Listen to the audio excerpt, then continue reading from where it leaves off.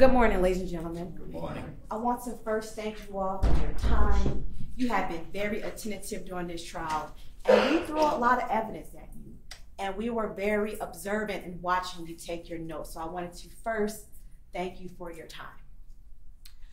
When the state first began this case, when the state first talked about the human remains that were discovered near the intersection of Clifton Springs and Clifton Church Road in a wooded area in Atlanta, Georgia, DeKalb County, we referred to those remains as child doe. During the evidence, you heard that these remains were stored in the DeKalb County Medical Examiner's office for over 20 years. And at some point in time, Dr. Gowett and his colleagues gave these remains a name, and he called them Dennis. Because there were so many people coming to the medical examiner's office to review these remains in hopes of trying to discover who these remains belonged to. So they named him Dennis. And then you also heard during this trial that these remains did in fact have a name. That these remains mattered to some people. And that these remains were sought after by individuals who loved him, who was steadfast in trying to find his location. And through the work and the love of Ava, we were able to determine the names of these remains were William Tyshawn Hamilton. These remains had a name. These remains were loved, were cared for. And we want to make sure that these remains will be now known as William Tyshawn Hamilton. We want to give him that respect that he deserves and the respect that is warranted. You see, there were individuals that loved him. But there was one individual that failed him. And she failed him miserably. And it was the one individual that was supposed to love him unconditionally. And instead, she discarded him as if he was trash and left him in a wooded area to slowly decompose to the point where no one is able to discover who he was for over 23 years. Ladies and gentlemen, that's what happened here. And when we all first spoke with you during jury selection, we told you that this defendant was presumed innocent unless until proven guilty, right? And I'm going to get to that, but I wanted to make sure that this is the individual we're going to talk about today. This is the individual, William Tyshawn Hamilton, that was left in the woods. This individual is the reason why this defendant is standing before you today. Innocent unless and until it is proven guilty. And that presumption is only there until it's overcome by evidence. Evidence that you heard from the witness stand, evidence that you heard through exhibits, through videos. Once that presumption is overcome by evidence, then they are no longer presumed innocent. That is done. It is gone. The state has the burden of proof in this case. And that's a burden that we take on. We have the highest burden of proof within our judicial system. And we have to prove each and every material allegation of this indictment beyond a reasonable doubt. Now, what is reasonable doubt? That's important. The burden is important in this case because it tells you how you can review the evidence and make decisions based off of the evidence. So let me tell you what reasonable doubt is. it actually sounds as ironically as it says. A doubt for which a reason can be given. It's based off your common sense and reason. So during jury selection, we were telling you, we understand that your experiences cannot be left outside. Your experiences make you who you are, and it helps you to learn what is common sense and what is not.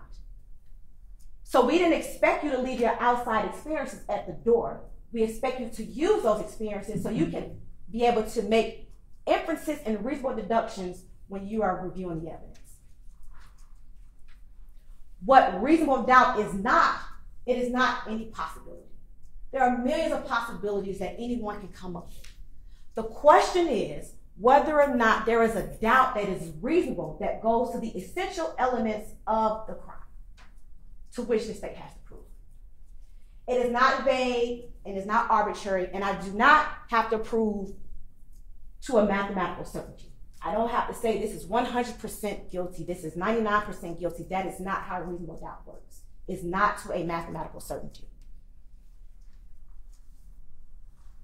Your job as jurors is to not search for doubt. We asked you during jury selection, can you be fair? Can you be impartial?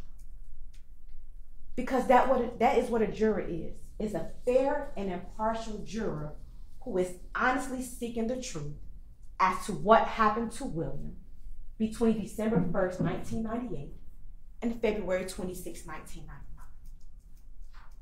That is your duty, and that is what the state is calling upon you to decide in an impartial and a fair manner who wants to know the truth about what happened to William between December 1st, 1998 and February 26, 1999. So I want to ask you, when we speak about reasonable doubt, let's think about it this way. Is it reasonable that this defendant, who knew something was wrong with her son William for a few days,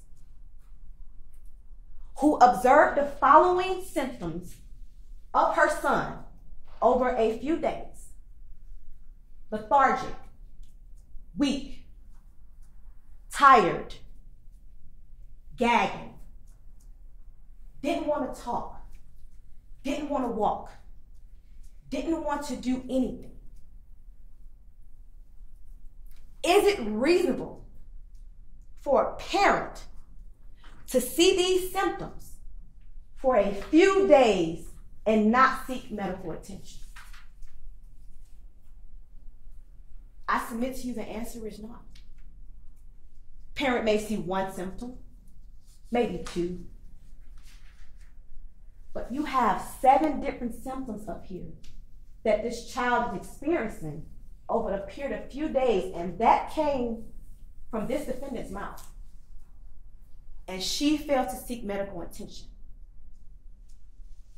And because of that, William is no longer here with us today.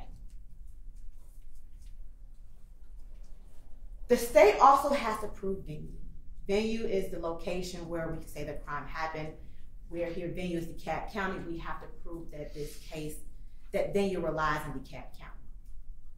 I want to let you know that if a dead body is discovered in this state and it cannot be readily determined in what county the cause of death was inflicted, venue is proper and may be proved in the county in which the dead body was discovered. I submit to you, and I'm going to say it now, that the state does not believe that William Hamilton died in that wooded area and laid there for decomposition. I submit to you that William was driven there and dumped in the woods with his Timberland boots on, double knotted as defense counsel stated, and left there. We know he didn't sleep there from a plethora of reasons, but one that was very, very important was that canned bottle that had his shoe imprint in the wooded area? Is it common sense to believe that he slept on that canned bottle when he went to sleep that night? Because the indentation of the canned bottle was that of his boot. I submit to you that if he slept there, meaning that Teresa, this defendant, and William got off a bus and they walked to a location in the wooded area to get off the street and slept on pine straw during the cold, when she previously advised you that she slept on park benches, that she slept in the park and at bus stops, she's not going to go to a wooded area full of pine straw to go to sleep. And William's leg is not going to be so comfortable that his boot is sitting on a can while he's resting.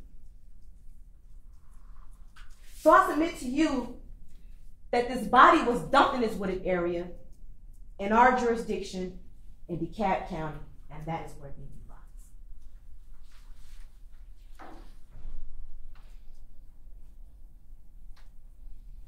There's also another portion of venue that we have to prove as well.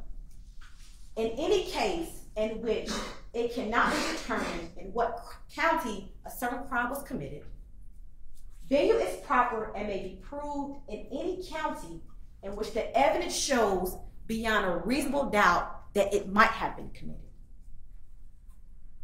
So I want to talk to you about, I'm going to touch on briefly and I'm going to come back to it, but concealment of the death, right? She concealed it and she lied about it. She placed the body in a wooded area. She told you she either took a jacket or a sweater and she laid it on top of him, covering up his body, concealing. And then she lied about it. She lied about it continuously over and over and over again. And the lie started at the very beginning. The lie started when she made that phone call to Ava from a payphone. And I submit to you that during her statement, she stated when she got here, she was living in the Decatur area.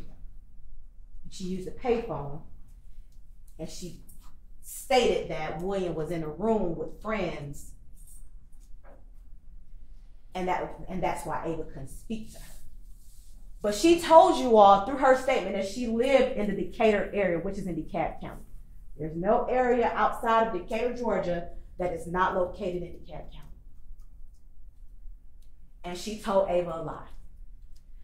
She told Ava, oh, William, he's in the room with my friends. She just got to Atlanta. What friends she got? She don't know nobody. William did. And at that moment, she told a lie, starting a cycle of lies and continued the lies for decades. But the lie began in DeKalb County. So I have to prove that venue lies in DeKalb in reference to that charge as well. And I want to go ahead and kind of give you all a preview of that information as we progress on through the closing argument. So here's the location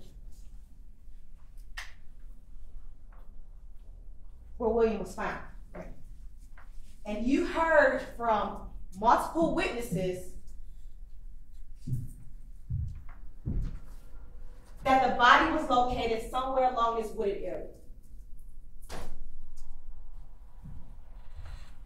There's a path, and you can actually see a vehicle right here. There's a path in which cars can travel within that wooded area. And here's an entire cemetery that ironically this defendant never saw when she told you all she slept there. And then she stayed there for a day or two watching over William as he lied there dead. She never noticed there was an entire cemetery there. And you telling this jury that you've been there for over 24 hours watching your dead son. So then, let's talk about her intent. I want to be clear. In order for the state to prove intent, which we have to do, I I want the jurors to know that it may be inferred from proven circumstances by any acts or conduct. I can prove this defendant's intent through her actions, through her conduct. And in your discretion, you can also infer logical conclusions about her acts or conduct, and you can look at it and see if her actions or conduct results in the natural and necessary consequences of those acts. So, for example, this defendant gives her child some medicine, some acetaminophen and diphenhydramine, because there may be issues going on or because she needs him to sleep. And then he begins to exhibit symptoms from these drugs. And she tells you in her statement, I will give him anything I can find. She subsequently over-medicates him. You can draw the logical conclusion that that medication that was also found in his skeletal tissue, coupled with her statement that she gave him the drugs, without seeking medical attention, you can infer that the logical result of that conduct can result in death. Criminal intent does not mean the intention to violate the law. We don't have to prove that she intended to kill William. We only have to prove that her actions were prohibited by law. And her actions in her failing to seek medical attention for her son, knowing that he has these symptoms that he has been exhibiting in her care for a few days and failed to get attention, when she is now dealing with something that's outside her expertise, right? When you're sick, you got a cold, you'll take some medicine. And hopefully you'll take the prescribed dosage as notated on the medication. But if you don't get better, you don't continue to take the medicine. And as you continue to deteriorate, you won't not go to the doctor or seek any kind of medical attention to get better. That's unreasonable, especially when you're 6 years old and you can't do it yourself. You have to depend on the person who took you from your family, who uprooted you, moved you to a new state, and that is the only person that you got to depend on. So at 6, he can't do it himself. And so this defendant, who is his parent, has the obligation to make sure the safety and welfare of her son is accounted for. And by doing so, when things of this nature happen, you need to seek medical attention. And if you fail to do so, the natural and necessary consequence of that action can result in death. You heard of testimony from several doctors that at any point in time, when these medicines are in the system and there's a level where it becomes toxic, you can get medical care and you can live. But if you fail to do so, the consequence of your actions can result in death. So I don't have to prove that she intended to kill him, but I have to prove that she intended to not get him medical attention. She intended to not get him medical attention because she didn't. She intended to give him medicine. She continued to give him medicine, and he obtained a level of toxicity to the point where it caused his death. Intention, proven. She gave him medicine, it's in his system.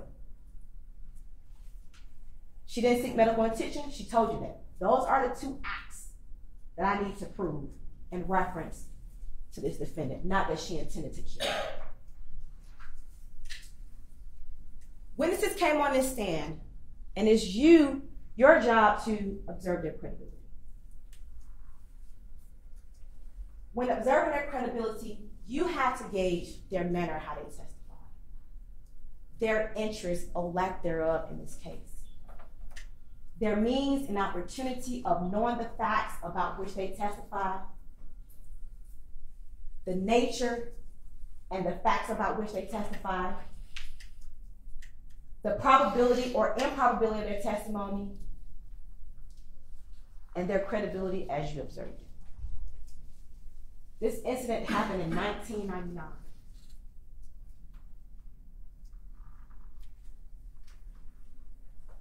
Ava came to you all and took the stand. What did she gain from it by taking the stand? What did she gain from it by telling you what she knew? She told you several things, plenty of things about this case. William Hamilton, he testified. He told you, I tried to see my son on many occasions. She wouldn't let me. She even put a gun out on me when I came to see my son. I just wanted to see my son. I wanted him to be a part of my life, my family's life. His grandmother Margaret told you, I love my grandbaby. I would have done anything for him. I would have taken care of him if given the opportunity. I took care of 6 of my grandchildren at one time. What did they have to gain from their testimony other than just telling you the truth? What do they get the benefit just by coming here and speaking to you? And if you determine that these individuals are credible, then you can believe what they say.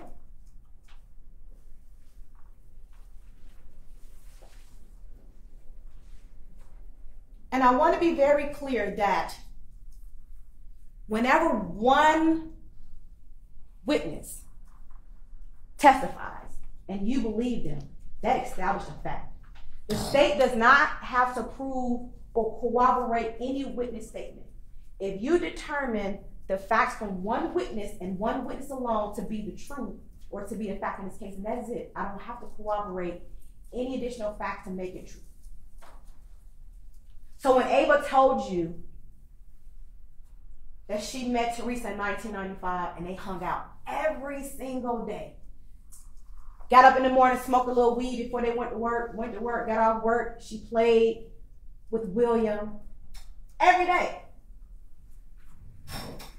And then Teresa ups and leaves and comes to Atlanta, Georgia.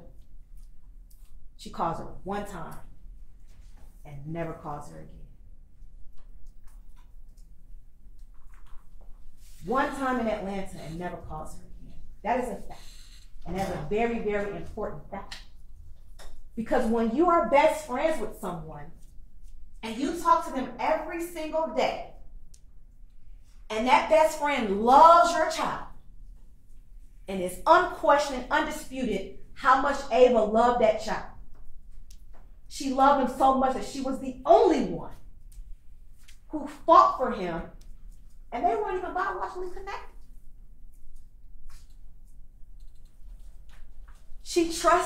Teresa trusted Ava around her child. Ava asked every day, where's my baby? How my baby doing? Even when she witnessed this defendant abuse her child, she told you on 2 different occasions.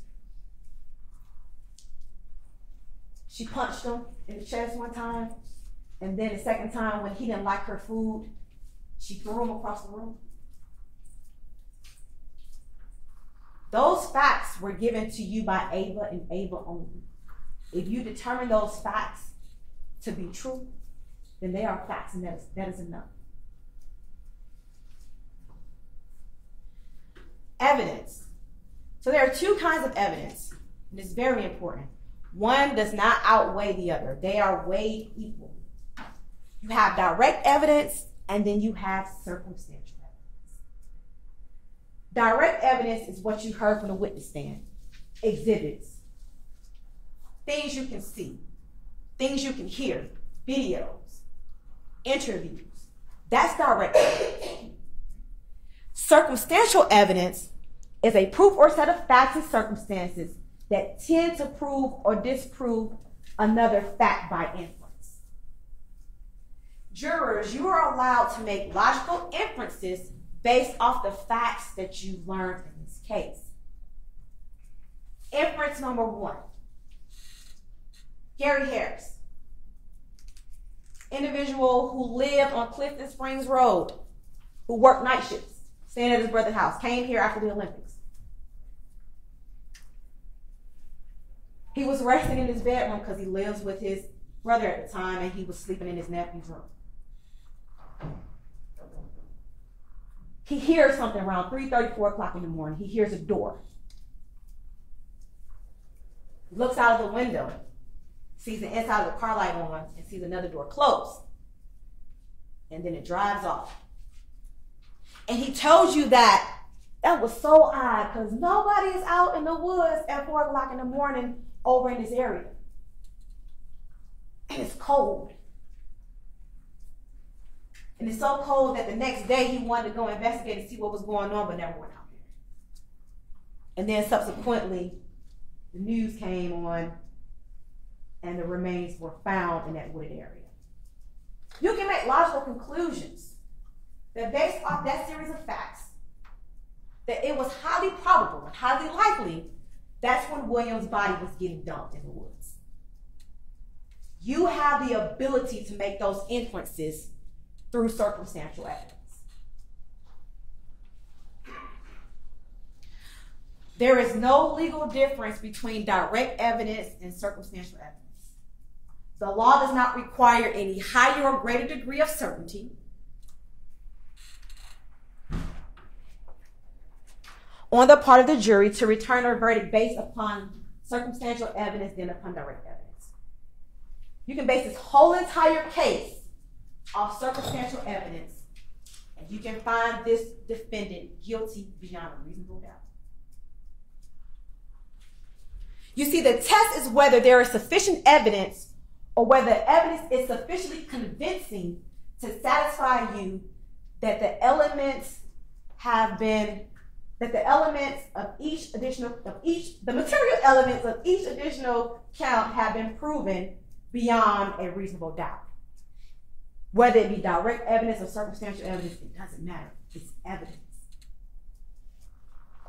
There is no rule that either direct evidence or circumstantial evidence is stronger than the other if conflicting.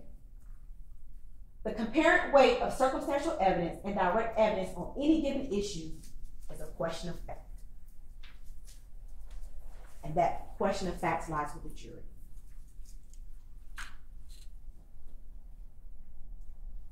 There are 6 counts in the indictment. These counts form the issues to which you are to decide here today. You have count 1, felony murder, which is count 1 as well as count 3. Count 2 and 4 are cruelty to children. Count 5 is aggravated assault, and count 6 is concealment of death. I want to speak with you first in reference to count 1, felony murder. There are 2 ways the state of Georgia charges murder, right? You have malice murder, which is not being charged here today, and you have felony murder. Now, malice murder is the typical murder that everyone knows. A person who commits malice murder has the intent to kill.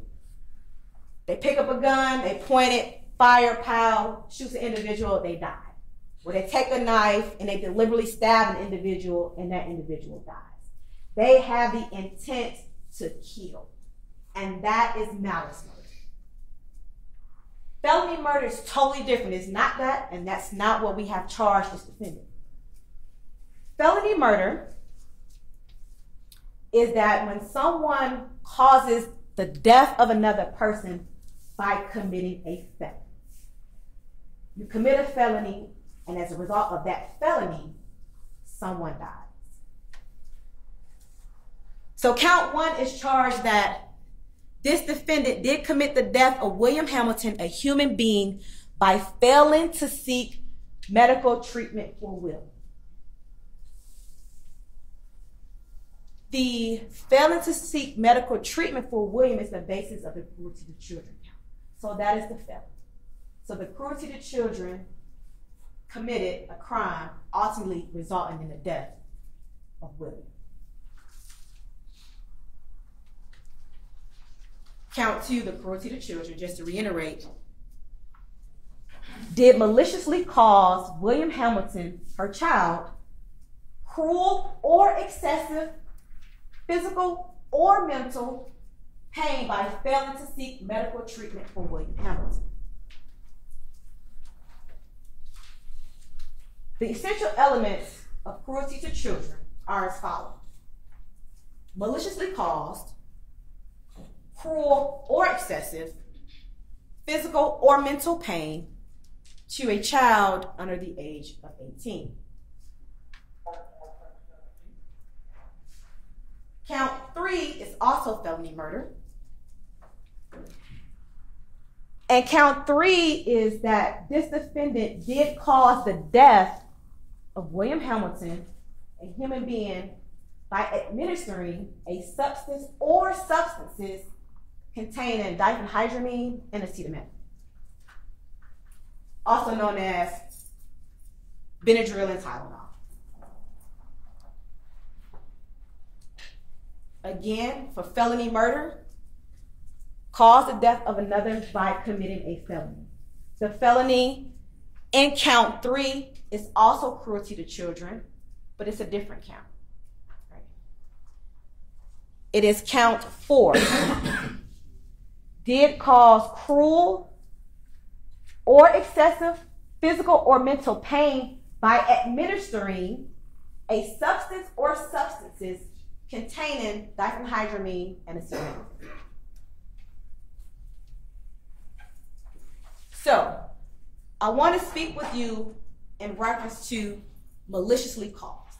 Because malicious seems like a really, oh man, I maliciously attacked someone. That is not the legal jargon or the legal definition of malicious in this case. Malicious is not ill will, it is not hatred. We're not saying that she hated William. Disconnected, sure. Love, questionable. We're not stating that it was ill will or hatred. Malice is the intent to cause pain without justification or excuse. Willfully doing an act while aware of the strong likelihood that pain may result. Dr. Jackson told you all that he was a toxicologist, that he received 2 samples of skeletal muscle from DeKalb County Medical Examiner's offices, and he tested that muscle for any therapeutic and illicit drugs. And during his test, he discovered that it was 93 micrograms per gram of acetaminophen and 2,000 nanograms of diphenhydramine. It is clear that those drugs were in William's system, and Dr. Jackson told you that they were administered at least shortly before death. He cannot tell you the dosage, whether it was a lethal amount of dosage or a level of toxicity, given the fact that he only had that sample. He didn't have any other factors. He was not aware of any symptoms the victim was experiencing at the time. So we know for sure that William was in this defendant's care and those drugs were in his system. You can now infer that this defendant gave him those drugs. Knowing that he is now experiencing these symptoms, she continues to give the drugs. And she tells you that he can't walk, that he can't talk. When someone can't walk and can't talk, it is logical for you to infer that that is painful. And it then carry on for a few days. It becomes cruel. That is malice. The fact that she gave these drugs, observed these symptoms, and allow him to continue to suffer, that is the maliciousness of the cruelty to children count.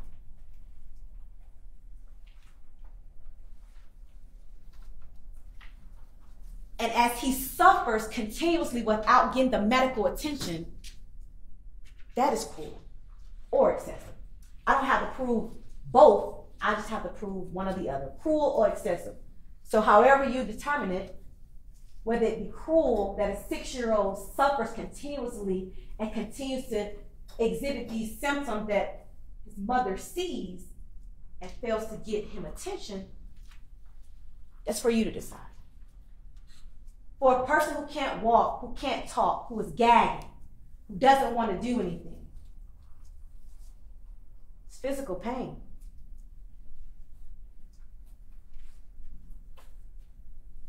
And William was 6 years old at the time of his death. Those are the elements, the essential elements that the state has to prove, and the state has proven to you in reference to the cruelty to children count. And because he dies as a result of the diphenhydramine and acetaminophen in his system, that's how we get to felony murder. He dies because he has these drugs in his system. He's exhibiting these symptoms, and this defendant doesn't get him medical treatment. And because of that, he dies. That's how we get to the other felony murder.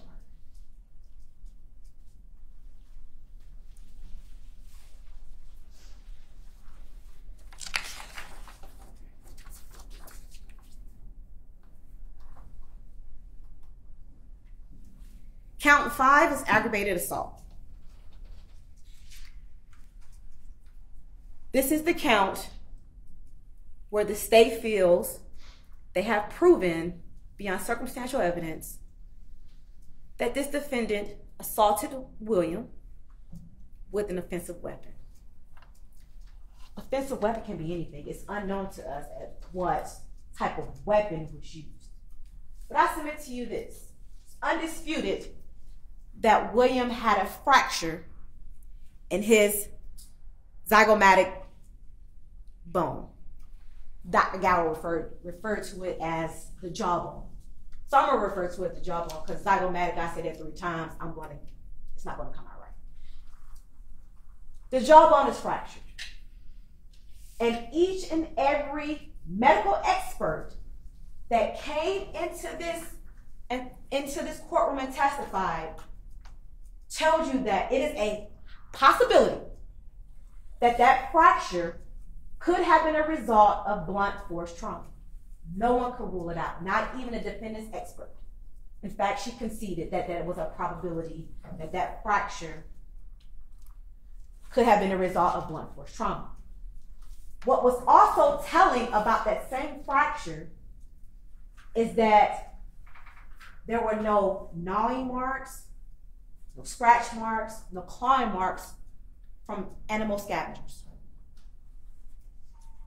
There were on other parts of William's skeletal bones, but none where that fracture was.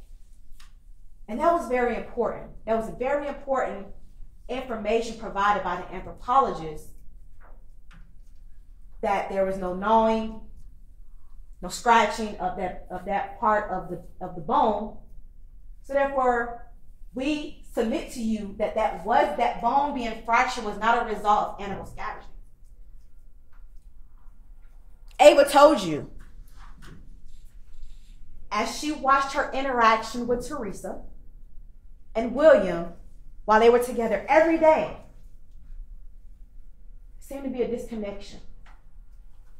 This defendant was not connected to William. She had 2 incidents where Ava observed where she struck William. She punched him, and then she pushed him one time just because he didn't even like what she cooked. And this was before he died. And he died at the age of 6. And she hit a kid who was no older than 6 years old because he didn't like her food.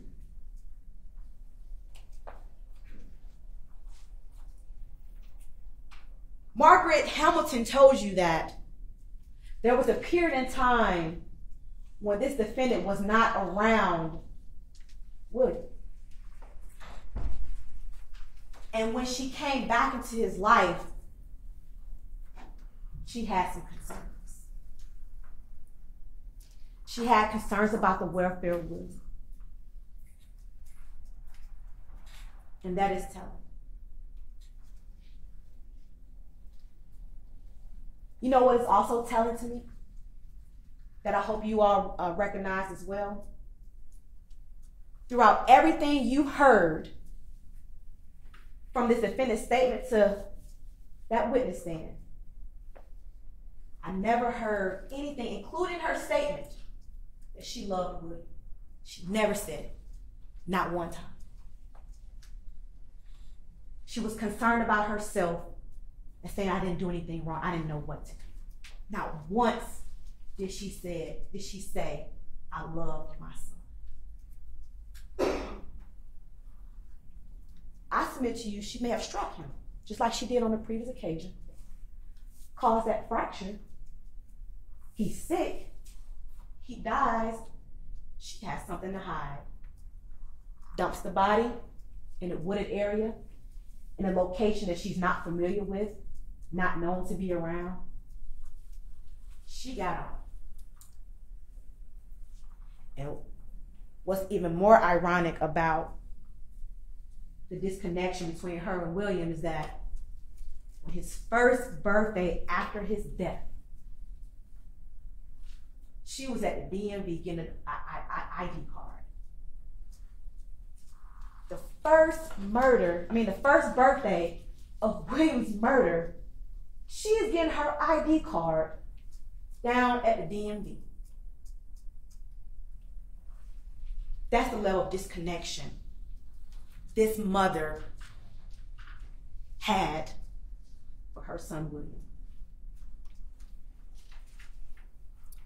The last count on this indictment is concealing the death of another.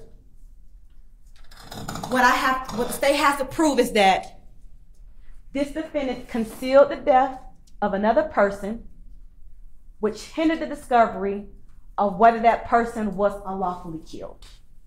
We charge this count in two ways. You see here it says,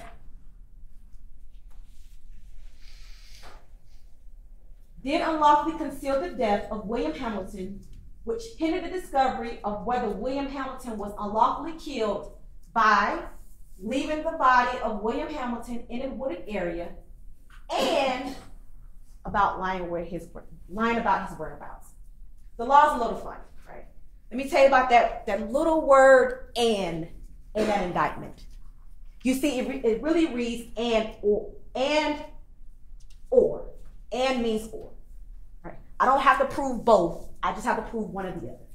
I have to prove that she concealed his death by either leaving the body in a wooded area or by lying about it. We've proven it both ways, but I still just want you all to be familiar with how the law works and explain it a little bit to you. Leaving the body in a wooded area. She tells you herself, I left him in a wooded area. Off the street, we walked up. She tell you he was sleeping for the night there. I humbly disagree. But nevertheless, she laid him in a wooded area. She also told you that she either took a jacket or a sweater and she covered him up. That is very important because now you're covering up the body, further concealing the death of the remains. And it's in her statement. And if you didn't hear it, you have every opportunity to ask to listen to it again. That's totally your option. If you need to hear it, just let us know. We will happily play it for you. We don't have to play the entire portion of the interview. We can only play whatever parts you need to hear. But this defendant told you that she laid that jacket or sweater, either it was hers or something William had, laid it on top.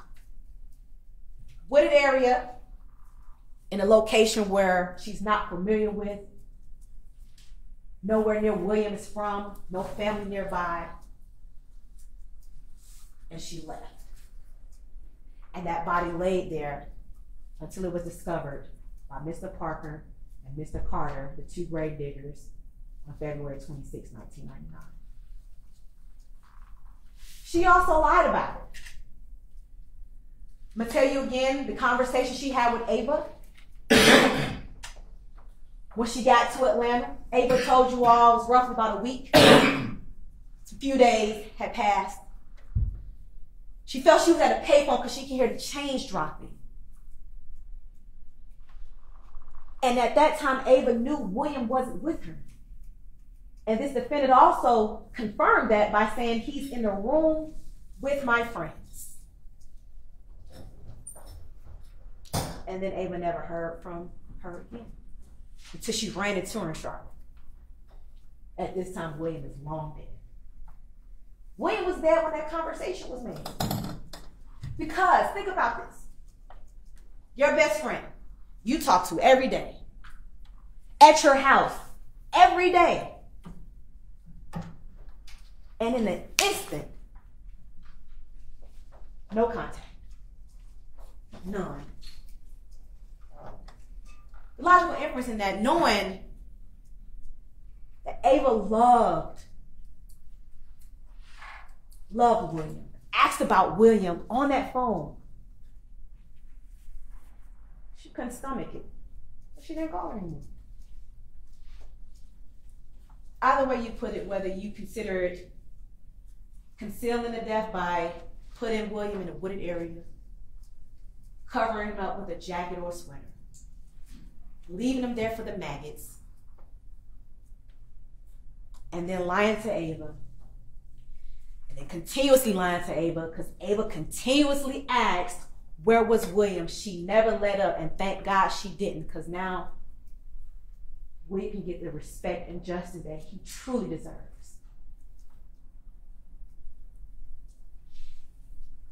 We would have never figured out who he was, and she would have been successful in concealing that death. By the time law enforcement found the body, it's fully decomposed, we couldn't even tell if it was a boy or a girl. We couldn't even tell the color, nationality, nothing. We don't even make assumptions because he had on some Timberland boots that were double knotted and some boys' underwear. Ladies and gentlemen, quite honestly, that's almost how you conceal a death. But for the fact that you have a best friend who just so happens to love your child more than you.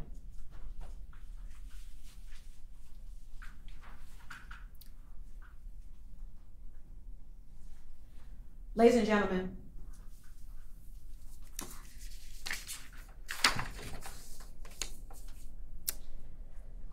I'm getting ready to sit down for a second, and then defense counsel is going to come up here. I'm going to suggest that he's going to tell you that this may have been an unfortunate mishap, that this defendant was young, that she didn't know what to do. But I disagree. She made a conscious decision in every action and in her conduct. She made a conscious decision to leave Charlotte with no family here in Georgia at 18 years of age, got on a bus and brought William here when there were multiple people more than willing to care for William until she got on her feet. But she didn't want that. She didn't want them. She didn't want William with any of his paternal relatives. And one of the reasons was because William Sr. had another child that he just so happened to name Tyshawn. She gets here. She gets a job at Pleaser stripping. And she tells you she takes all kinds of drugs under the sun, whatever they give her. Marijuana, whatever's in the pills, cocaine, didn't matter. And she has a 6-year-old son here with her.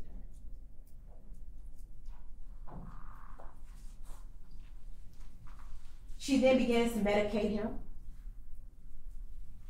He gets sick. And she made a conscious decision to continue giving him the medication. And she makes a conscious decision to not get him help when he so desperately needed it. Those are not mishaps. Those aren't, oh my goodness, I knew something was wrong and I didn't do it, but I shouldn't be held responsible. No, she is responsible and she needs to be held accountable. And my co-counsel is going to come up here after the defendant gives you his closing arguments, and she's going to give the final remarks. And she's going to ask you to do what justice requires. And she's going to ask you to return a verdict of guilty in all counts of this indictment. Thank you.